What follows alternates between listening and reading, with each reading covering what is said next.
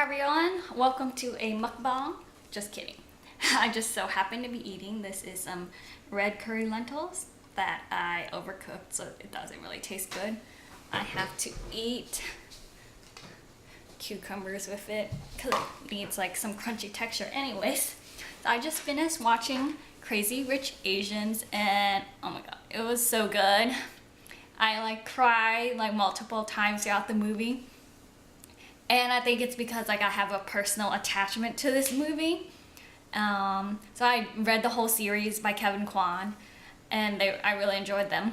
And then this whole representation thing has been like doctrined in my mind or whatever.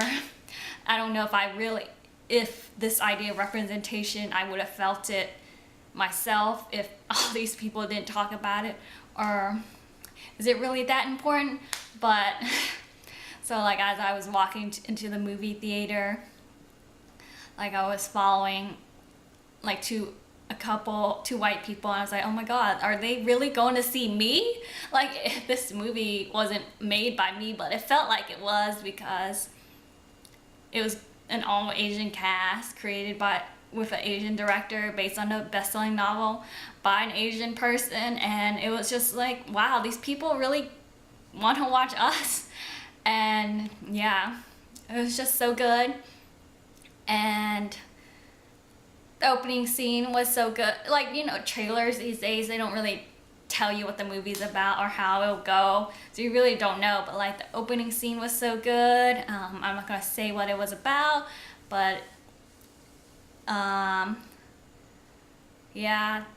And then my favorite character was Ronny. Cheng, I can't say his name, I don't want to mess up his name, but from The Daily Show, he makes such like a good asshole Edison character, and Astrid will forever be my favorite character based on the books, and Gemma Chan, Gemma, portrayed her beautifully, and there were just like so many handsome Asian men, like, and then Constance and Henry Golding did a great job, of course. And yeah, and then yeah, I want to tell you guys this, but I don't, because it'll spoil the movie. That ending and the end credit was so good, and I really hope they make a sequel or the second book into a movie. Yeah, I'm gonna actually go eat now, so I just wanted to give you my instant reaction to Crazy Rich Asians. I was just so proud during and like walking out of that movie. Yeah. And when I was a student at UVA, I took like this American cinema and racial borders class, and basically, I don't even know if that's the correct name of the class, but basically we looked at movies and explored like the racial themes, or like looked at race portrayed in those movies and whatever. I shouldn't say whatever, but and then for the first time, this is a movie with Asians in it that we don't have to analyze because it's just not about race. This movie is just a rom-com, and we don't have to analyze anything about it because there was no racial undertones or whatever. It's just a good old-fashioned romantic comedy. Yeah, bye. The perks of not having a job, I get to go see it whenever I want. I didn't have to wait until 5:30. And I got to pay the matinee price of only $8.50.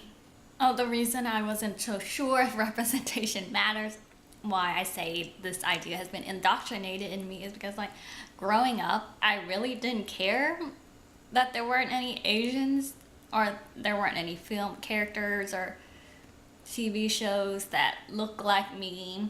Like I played with white Barbies just fine. I didn't care if they were Asian, but it wasn't really until like I got into late high school and college that I really started seeking out Asian American stuff. Like I started reading Asian American books, and that's like when I really found my Asian American identity. So representation was out there, you just had to seek it. So I think and now like that I'm an adult, I ask myself, like, what kind of role models or what kind of representation do I want to see? And it's not necessarily race, although that would help. It's like representation of out of the norm characters, or like characters that aren't your typical girl, or like stories that aren't typical, because, or stories that just basically stories that are more realistic than what we see on TV. And I mean, it's fiction, which is why it's not realistic, but then, so in that sense, representation matters. But yeah, this is a great moment either way, and I hope we don't have to wait 25 years ago, because I was just watching a John Oliver thing about sexual harassment, and like we had the same talk like in the 90s, late 80s about sexual harassment in the workforce, and nothing changed, and we're still doing this again. So I don't know, like hopefully it isn't 25 years again, like another 25 years before this happens. But yeah, great movie either way. Still out here, hello. But okay, representation matters, because these white people, this movie theater was filled predominantly with white people waiting to see me, waiting to see an Asian story produced by Asian people, created by Asian people. It's a squirrel outside. And not the racist representations that have been created about us. So that's why it was powerful, because we created this narrative. That's why representation matters. We created this narrative. And for the first time, it feels like we're not outsiders.